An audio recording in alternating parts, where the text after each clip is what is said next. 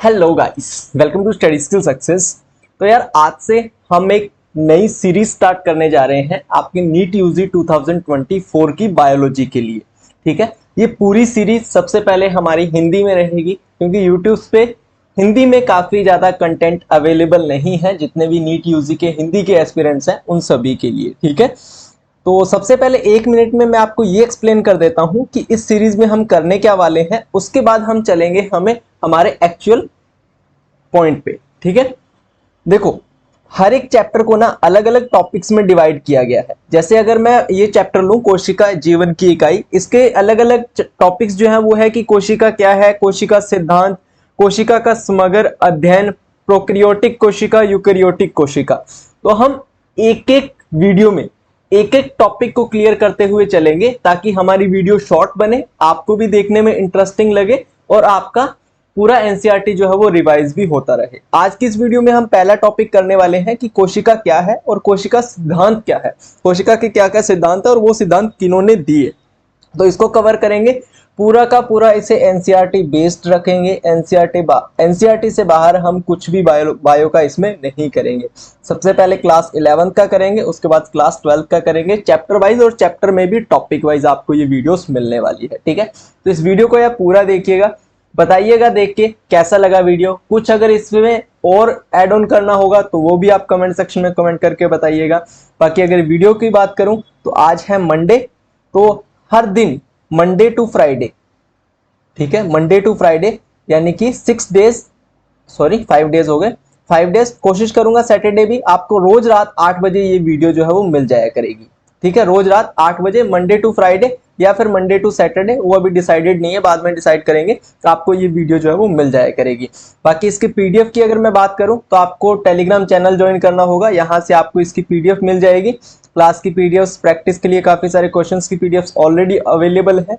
जो भी क्लासेस का अपडेट रहेगा वो मैं आपको देता रहूंगा और आपके जो भी डाउट्स है वो आप उससे यहाँ पूछ सकते हैं। स्टडी स्किल सक्सेस आप सर्च करिएगा, आपको चैनल मिल जाएगा, वहां से आप इसको ज्वाइन कर सकते हैं।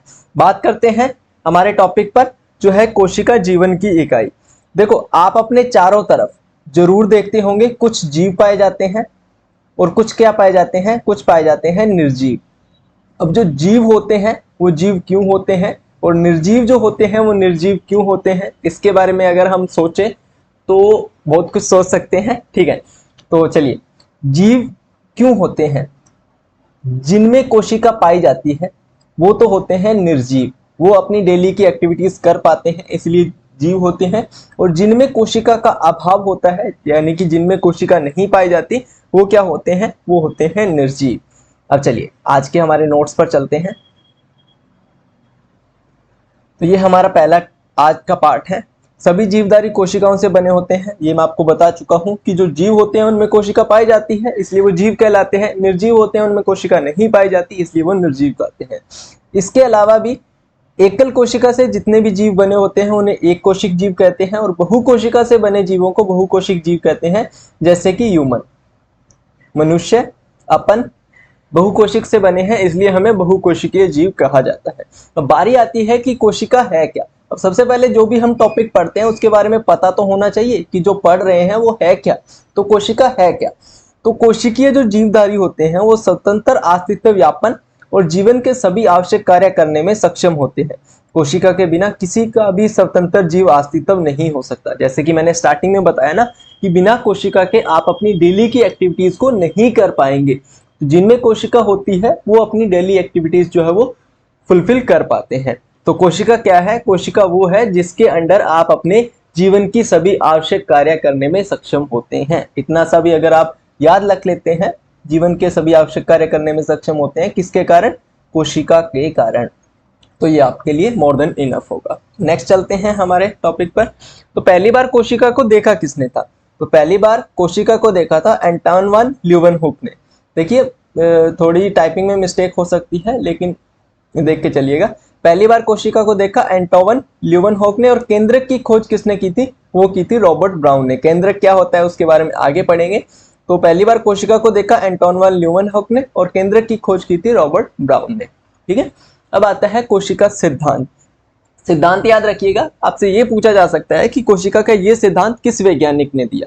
सबसे पहले सिद्धांत आता है कि पौधे विभिन्न प्रकार की कोशिकाओं से बने होते हैं जो पौधों में उत्तकों का निर्माण करते हैं। पौधे क्या होते हैं, मैंने आपको बताया कि जितने भी जीव होते हैं वो कोशिकाओं से बने होते हैं, वो जीव कहलाते हैं और बाकी निर्जीव कहलाते हैं। पौधे जो होते हैं वो विभिन्न प्रकार की कोशिकाओं से बने होते हैं और ये कोशिकाएं क्या करती हैं, पौधों में उत्तकों का निर्माण करती है। क्या करती हैं, उत्तकों का निर्माण करती है। और ये चीज किसने बोली थी, ये बोली थी मैथियस स्लाइडन ने। किसने बोली थी, मैथियस स्लाइडन ने। नेक्स्ट बात करते हैं, नेक्स्ट कोशिका सिद्धांत पर आते हैं। अब आती है जंतु कोशिका। तो जंतु कोशिका के अध्ययन के बाद पाया गया कि कोशिका के बाहर एक पतली परत मिलती है जिसे क्या बोलते हैं, जीव द्रव्य झिल्ली कहते हैं। तो सिंपल सी बात है, जीव द्रव्य झिल्ली की खोज किसने की, या सबसे पहले जीव द्रव्य झिल्ली को किसने देखा, या फिर जंतु कोशिका के बाहर एक पतली परत मिलती है जिसे जीव द्रव्य झिल्ली कहते हैं, इस सिद्धांत को किसने प्रतिपादित किया, तो वो नाम आएगा थियोडर श्वान ने। लेकिन थियोडर श्वान ने एक और बात भी बोली थी कि पादप जो उत्तक होते हैं उनके अध्ययन के बाद उन्होंने पाया कि पादप कोशिकाओं में कोशिका भित्ति भी मिलती है। पादप कोशिकाओं में क्या मिलती है, कोशिका भित्ति भी मिलती है।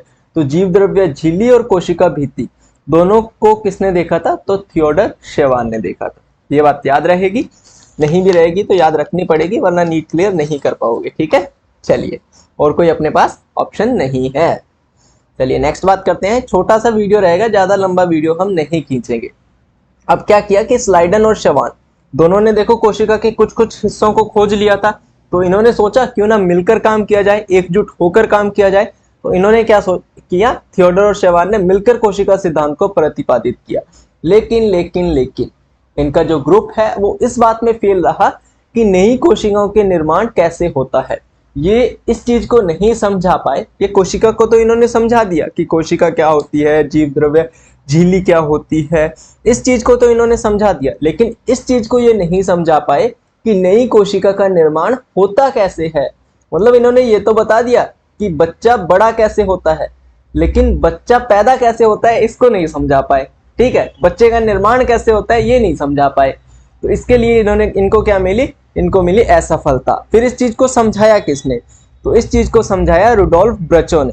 किसने समझाया, इस चीज को समझाया था रुडोल्फ ब्रचो ने।